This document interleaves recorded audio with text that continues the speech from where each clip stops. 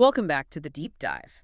Today we're tackling something that, well, it looks incredibly dense on the surface. It really does. It's not exactly light reading. We're cracking open the blueprint for academic excellence in Oman. That's a great way to put it. We're looking at excerpts from the Program Standards Assessment Manual. It's the latest one, version 1.1, from November 2024. And it's from the OAAQA, that's the Oman Authority for Academic Accreditation and Quality Assurance of Education. Quite a mouthful. It is, but it's probably one of the most important documents for any student in the country, even if they've never heard of it. And that's really our mission today, isn't it? We want to take this document, which might look like a checklist for university administrators. Right, for deans and quality officers. Exactly. And we want to show you, the learner, how these standards and criteria directly influence your daily academic life. From the moment you enroll to the day you graduate, it touches everything. How your courses are designed, what kind of support you're guaranteed, and even the nitty-gritty of how your final assignment gets graded. It's the rule book. It's about knowing what your institution is required to deliver and what you have a right to expect. I like to frame these standards as a kind of safety net. A safety net? How so? Well, there's a set of really rigorous, internationally benchmarked expectations, and they're applied across the entire higher education system here in Oman. So every university, every college? Every single one. Their whole purpose is to make sure every program, whether it's a diploma or a PhD, meets a certain baseline of quality. A program that doesn't meet these standards, well, it could lose its accreditation. The stakes are really, really high. Okay, so before we dive into the structure of the safety net, we have to give a really important acknowledgement. Absolutely. We want to offer a huge thank you to Dr. Abdul Karim for his work in compiling and sharing this information for review. His commitment to making these complex technical guidelines more accessible is just invaluable. It really is. Yeah. He's bridging that gap between policy and what it actually means for students on the ground. We'll be sure to mention later on how you can get in touch if you have specific questions. It's that kind of work that makes a deep dive like this even possible. Okay, let's do it. Let's unpack this. Yeah. Starting with the fundamental structure, what are the big overarching principles here? There are two core principles that everything else is built on, and you really have to grasp them to understand the whole framework. Right. The first one is that these are minimum standards. Okay, that word minimum feels important. It's crucial. These aren't, aspirational targets or nice-to-haves. They are the non-negotiable floor. This is the absolute minimum quality a program must have to be considered academically sound. So it's the baseline. It's the baseline, and it reflects accepted international expectations. If an institution slips below this standard in any area, they're legally required to fix it immediately. So if we're thinking of quality like a building, this is the foundation. It has to be solid before you can even think about adding the fancy rooftop garden. That's a perfect analogy. An institution is always encouraged to go above and beyond to build that rooftop garden, but they must meet these standards first. Okay, so that's principle number one. Minimum standards. What's the second? The second is that they are generic in nature. Meaning They're written in a very broad way, so they can be applied to every single higher education program in the country. So it doesn't matter if you're studying engineering or fine art or medicine? Doesn't matter at all. The same core standards for things like program management, student support, and assessment rigor apply to all of them. That seems like a challenge, though. I mean, the needs of an engineering student are so different from a history student.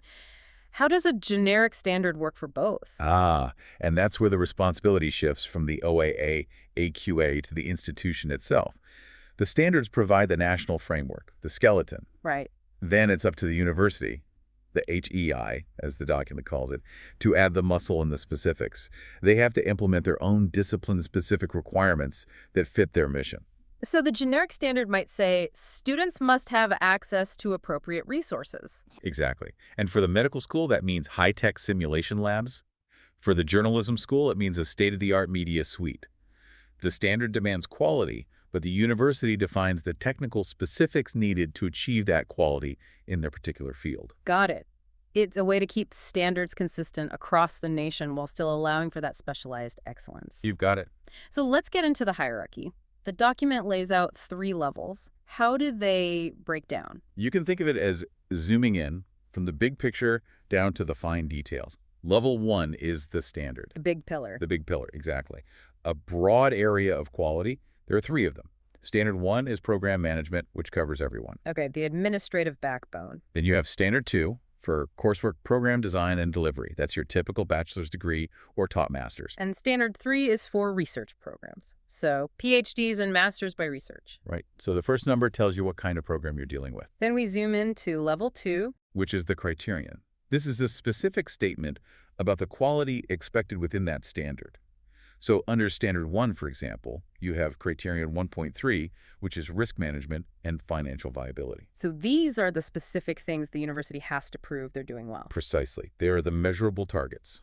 And then we get to level 3, the most granular part, the indicator. This is where the practical advice is, but you mentioned there's a really important catch here. A very important one.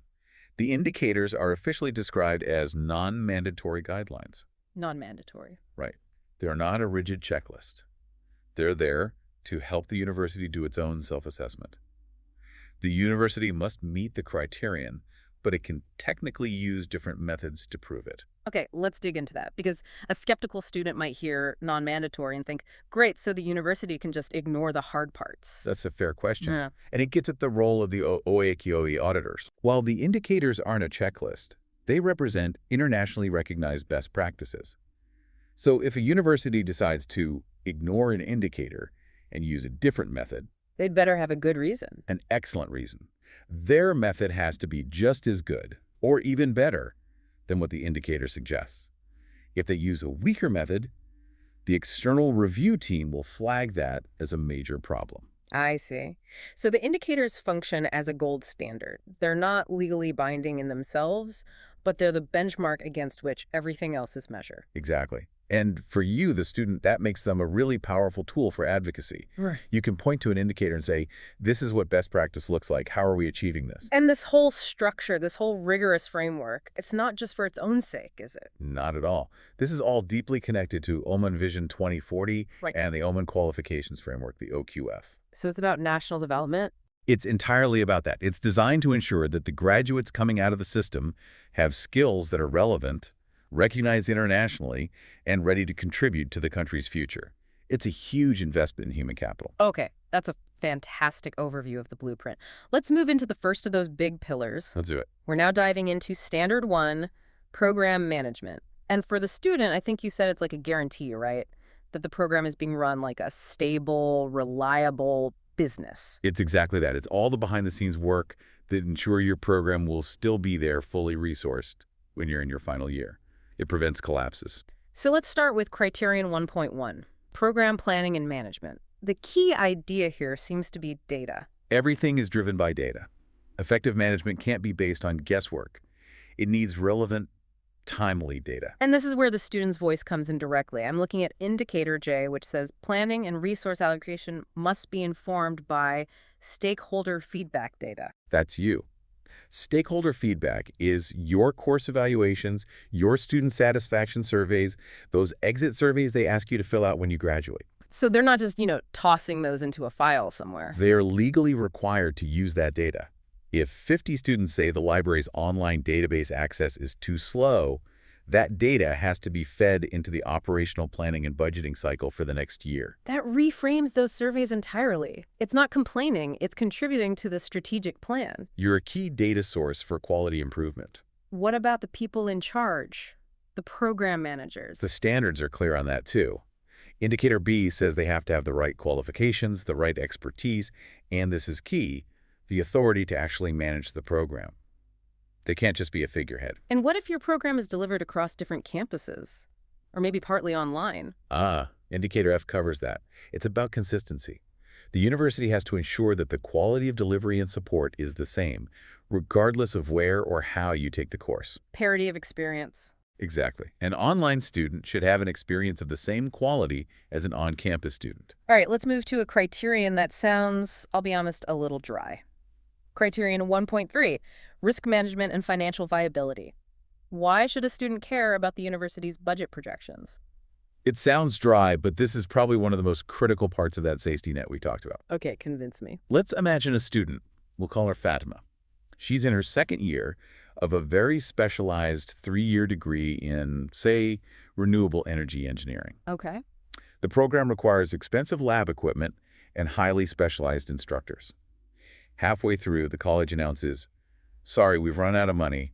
The program is canceled." That would be a nightmare. A complete nightmare. And Criterion 1.3 is designed to prevent that exact scenario. Specifically, Indicator D. What does it say? It says the university must show effective financial management, including detailed budget projections for at least a 4-year period or for the entire length of a program cohort. So they have to prove they have the money set aside to see Fatima's entire cohort through to graduation before they even start. Precisely. The OAAQA auditors look at those budgets very, very carefully. They want to see proof of long-term viability and sustainability. It protects your investment of time and money in that degree. Suddenly, financial viability feels very personal. It is. It's future-proofing your education. This criterion also covers health and safety. Yes. Indicators G and H. The rules have to follow Omani law, of course, but they also have to be specific to the field. So not just a generic "be careful in the classroom" sign. No. If you're in a chemistry lab, Indicator H requires specific training and protocols for handling hazardous materials. No. If you're in a workshop with heavy machinery, there had to be safety protocols tailored for that exact environment. The risk is specific, so the protection has to be specific. That makes sense. Let's move on to Criterion 1.4, which feels like it's at the very heart of the student experience. Student orientation, advising, and progression. This is the support track. If the other parts are the safety net, this is the team of people making sure you know how to use it and helping you if you start to fall. And it starts right at the beginning with orientation. The indicators say it has to be comprehensive, and academic advisors must be actively involved. Right. It's not just a campus tour and a free t-shirt. Orientation is designed as the official start of your relationship with your academic support system. And that system, the academic advising, is incredibly structured. We'll break it down step by step for a student who's just starting out. Okay, let's do it. Step 1, you get an advisor. Indicator G is very specific here. Every single student must be assigned an academic advisor. And that advisor must be a full-time faculty member in your program, and they are your advisor for your entire time at the institution. So no being passed from person to person. You have one dedicated guide who actually knows your curriculum inside and out. That's the requirement. Consistency. Okay, step 2, you have to actually meet with them. Yes. Indicator J says the university must provide regular opportunities for you to meet and discuss your progress, your choices, and get timely information. It implies a proactive, scheduled system, not just an email me if you have a problem approach. And that leads to step 3, monitoring and intervention. This feels like the most powerful part. It's the data-driven safety net in action. Indicator requires advisors to actively monitor student performance data, your grades, your progression rates, to identify students who are at risk. So if my grades in a core course start to slip, the system is designed to catch that. I shouldn't just disappear. You shouldn't. And once you're flagged as at risk, Indicator kicks in. The university is then required to provide coordinated assistance and support to help you get back on track. Coordinated assistance, what does that mean in practice? It means the advisor's job is to connect you to the specific resources you need. Maybe it's the Academic Skills Center for tutoring. Maybe it's the counseling service. Maybe it's financial aid. They have to have a system to provide that help. It's not enough to just spot the problem. They have to actively try to solve it. So if I'm a student and I'm struggling and I haven't heard a peep from my assigned advisor, I can look at Criterion 1.4 and know that the institution is falling short of a clear standard. That's exactly right. It gives you the language and the framework to advocate for the support you're supposed to be receiving. This standard finishes with Criterion 1.5 about career support and employability. Because the university's job doesn't end at graduation, it's about preparing you for what comes next. And again, it's about data. Indicator F says they have to collect and analyze data on where their graduates end up. Right. Are they getting jobs? Are those jobs in their field? They have to track this information and, this is the important part, use it to improve the program. If graduates from a certain program consistently say they lack a specific skill, that feedback has to lead to curriculum changes. It's a closed loop. A continuous improvement loop. Yeah. And they also have to build bridges to the job market. Indicators see and mandate that they maintain active links with employers and regularly inform students about internships and job opportunities. So they can't just be a theoretical ivory tower. They have to be connected to the real world of work. That connection is a mandatory part of ensuring quality. This is fascinating. Okay, now let's get to the part I think every student is waiting for, the stuff that happens in the classroom and on their assignments. The core of the academic experience. Exactly. We're moving to Section 3, Standard 2 Quality in Coursework and Assignments. And just a reminder, this is for coursework-based programs, so most bachelor's degrees and top masters. This is your day-to-day academic life, codified. Let's begin with the design of it all. Criterion 2.1, Coursework Design and Learning Outcomes. And the big player here seems to be the Oman Qualifications Framework, the OQF. It's the foundation for everything. Indicator C is the key.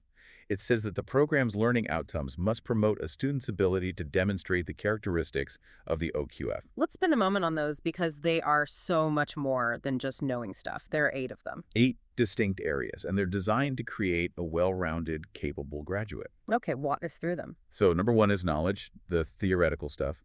2 is skills, the practical application. 3 is communication, written, oral, you name it.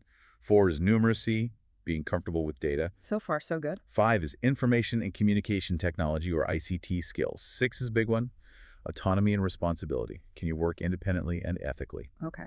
7 is employability. Are you ready for the professional world? And 8 is values and learning to learn. Are you committed to lifelong learning and ethical practice? So every single program has to be designed to build all 8 of those characteristics. In some way, yes. The curriculum has to be a coherent journey towards developing all of them, which leads right into Criterion 2.2 on a curriculum structure. Indicator F here talks about coherence and intellectual integrity, no random disconnected courses. But Indicator H is where the real academic rigor comes in. It talks about ensuring progression by imposing, and I'm quoting here, appropriate gradation demands on the learner over time. Gradation demands, what does that look like for a student? It means your third-year work should be substantially more challenging than your first-year work, and not just longer, but more challenging in specific ways. The standard mentions 3, increasing intellectual challenge, your capacity for conceptualization, and your required learner autonomy. Let's use an example. Let's take that autonomy and responsibility characteristic. Great idea. So in year 1, a gradation demand might mean the professor gives you a very specific research question and a list of 5 approved sources to use for your report. Exactly. Highly structured, scaffolded. But by year 4, for your final year project, that same gradation demand means you have to identify the research problem. You have to design the methodology. You have to find and justify your sources, manage your own project timeline. So the training wheels are gradually taken off over the 4 years. They must be. The curriculum has to be intentionally designed to force you to become a more independent, capable thinker. If your final year assignment feels like a slightly longer version of a first-year one, that program is failing on Indicator 2.2.H. That's a powerful way to think about it. Okay, let's get to the big one, the one that causes the most stress and confusion. Criterion 2.6, Assessment Methods and Moderation. This is the playbook for grading assignments. We can break it down into 4 clear steps that every institution has to follow. All right, step 1, transparency and variety, before you even start writing. Yes, Indicator A is unambiguous. Information on the assessment criteria, the methods, the weighting, all of it has to be provided at the outset of each course. No surprises. You should know exactly how you'll be graded from day 1. No surprises. And indicators C and D add that there must be a variety of assessment methods. It can't all just be one big final exam. They need to use formative assessments, the low-stakes ones for practice and summative ones for grades. Okay, so you know the rules up front. Step 2, linking to outcomes. Indicator E is key here. The assessment criteria have to be based directly on the learning outcomes for the course. There must be a clear, logical line connecting what the course promised to teach you and what the assignment is asking you to do. The assessment has to have a purpose beyond just giving you a grade. It has to be a valid measure of the intended learning. Now for the behind-the-scenes part. Step 3, fairness and rigor. This is the quality control that protects the value of your degree. Indicator G requires clear, consistent marking rubrics for each grade level, but the real muscle is in Indicator H. This is the one about internal and external moderation. What does that mean? It's a checks and balances system. Internal moderation means that after your instructor grades a batch of assignments, another faculty member from inside the university will look at a sample of them to make sure the grading is consistent, to ensure that Professor A and Professor B, who are teaching the same course, are applying the same standards. Okay, that makes sense. But what is external moderation? This is the big one for international credibility. An independent expert, usually a professor from another university, maybe even from another country, is brought in. An outsider. An outsider. And they review samples of student work and the grades given. Their job is to say, yes, the standard of an A at this institution is equivalent to the standard of an A at other reputable universities nationally and internationally. So they're benchmarking the quality. They are. If the external moderator says the work being given A grades is actually C-level work, the institution has a serious problem they have to fix. This process is what ensures your degree is respected globally. That explains a lot. It's a very rigorous process. Which brings us to step 4, which is maybe the most important for you as a learner: effective feedback. Indicator I says feedback has to be constructive and timely. That word timely is huge. Feedback on an essay is useless if you get it after you've already submitted the next one. Exactly. But Indicator J tells us what quality feedback looks like. It says feedback must explicitly reference the assessment criteria. Let's use an example again. Say a student often gets a paper back. The only comment is good effort, but could be better structured. According to Indicator J, that's insufficient feedback. It's useless. So what would good feedback look like? Good feedback would say something like, Ahmed, your analysis in Section 2 was excellent and clearly met the critical thinking criterion. However, your score was brought down because the report did not follow the required citation style, which was part of the academic integrity criterion. It tells you what you did well, what you did poorly, and why, by linking it directly back to the grading rubric. And it connects to those OQF characteristics we talked about. The best feedback does. It might say, you demonstrated strong numeracy skills with your data tables, but your communication score was lower due to grammatical errors. It transforms feedback from a simple grade into a personalized learning plan. That's a game changer. And we shouldn't forget Indicator L, which requires appropriate assessments for students with special needs to ensure everyone is assessed fairly. Standard 2 ends on a very modern and important topic: Criterion 2.7, academic integrity, ethics, and biosafety. This is about protecting the value of your hard work and the degree itself. And Indicator G is very up to date. How so? It says the university must take proactive steps to educate students and staff about plagiarism, cheating, collusion. But it also explicitly mentions ghostwriting and the unauthorized use of AI. So they're tackling these new challenges head on. They have to. And they need clear penalties that are applied consistently, which is Indicator H. It's not just about punishing students. Indicator K says they have to monitor breaches to see if there are systemic problems they need to fix in their teaching or assessment design. And what if a student creates something truly original? Does it protect their work? Yes, Indicator N covers intellectual property. The university must have a clear ethical policy on who owns the IP from student research, and it has to follow national law. And the staff have to be ethical, too. Indicator O is about copyright. Faculty must use legally sourced materials. No photocopied textbooks.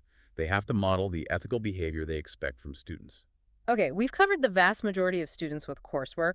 What about those doing a PhD or a master's by research? That's where we move to our final standard. We're now in Section 4, Standard 3, Scaling Quality to Research Programs. The fundamental principles of quality are the same, but the focus shifts. This shifts from consuming knowledge to creating it. So Criterion 3.1 is on research program design. It's not just about the OQF here, is it? No, Indicator B adds another layer. The research program should also align with the national research strategy. The work should, ideally, contribute to Oman's national priorities. And the training is much more specialized. It has to be. Indicator F requires training in the principles of good research and advanced methodologies. But it's not just about methods.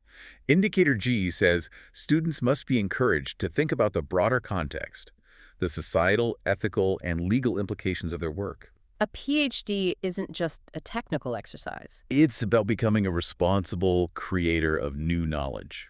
Which leads us to maybe the most important relationship in higher education, Criterion 3.3, research supervision. The mentor-protege dynamic. The standards for supervisors are incredibly high. What's the number one requirement? Indicator G. Supervisors must be appropriately qualified, of course, but crucially, they must be actively involved in research in their own discipline. So no supervisors who haven't published in 20 years. Exactly. You need a mentor who is at the cutting edge, who knows the current debates, the latest techniques, and who is an active member of the scholarly community. That makes so much sense. But what's to stop an overworked or unethical supervisor from just taking a hands-off approach? How is the student protected? The standard builds in safeguards. First, indicator says every research student must have a supervisory team, not just a single person. So there's more than one set of eyes on your progress. Yes, and different areas of expertise to draw from. And second, accountability is built in through documentation. Indicator J requires that formal records of progress meetings must be kept. Paper trail. A paper trail that protects everyone. It shows the student is getting the required support, and it shows the university is fulfilling its supervisory duties. Finally, research needs resources. Criterion 3.7, research, resources, and support. You can't produce world-class research without world-class support. The standard is very clear on this. What kind of things does it guarantee? The essentials. Indicator B covers access to research databases and journals. Indicator E is about specialized software or lab equipment. Indicator H is about physical space, a desk, an office, a place to work. But there's one indicator here, Indicator A, that feels especially important for a researcher's career. It's absolutely crucial.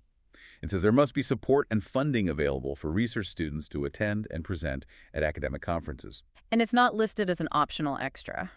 No. The standard frames it as an essential part of the program, because that's how you join the scholarly conversation. That's how you test your ideas, network with other experts, and get your name out there. The university is mandated to budget for and support this. It's part of launching you as a new researcher into the world. Wow. So when we pull back and look at all three standards together, What you see is a really comprehensive, interconnected, quality system. It covers everything from the university's financial planning in Standard 1 right down to the specific feedback on your essay in Standard 2 and the funding for your first conference presentation in Standard 3. the main goal seems to be ensuring quality through transparency and consistency. Things like the external moderation process make sure the standards aren't just an internal opinion, but are benchmarked against the rest of the world. And it's not a one-and-done process. That's the other key theme. Criterion 1.2 talks about constant monitoring and systematic review. So it's a living document. It has to be. The university is required to constantly collect data, identify areas where they can improve, make changes, and then tell students what they've changed. It's a continuous journey of quality assurance. I think our final takeaway for you, the listener, has to be about empowerment. Absolutely. Understanding this framework gives you the tools and the language to advocate for yourself. You now know that you have a right to get the marking criteria on the first day of class. You know that you are guaranteed an academic advisor who is supposed to be proactively tracking your progress. You can use this knowledge to ask informed questions and to make sure you're getting the high-quality educational experience that these standards are designed to guarantee. And since this is, as we said, a dense and complex topic, It really is. we want to end by once again thanking Dr. Abdul Karim. If you have specific questions about how these standards apply to your program, don't hesitate to reach out to him. His work in making this clear is so important. Invaluable, really. That's all the time we have for this deep dive. Thank you for joining us. We hope you feel more confident and definitely much better informed on your academic journey.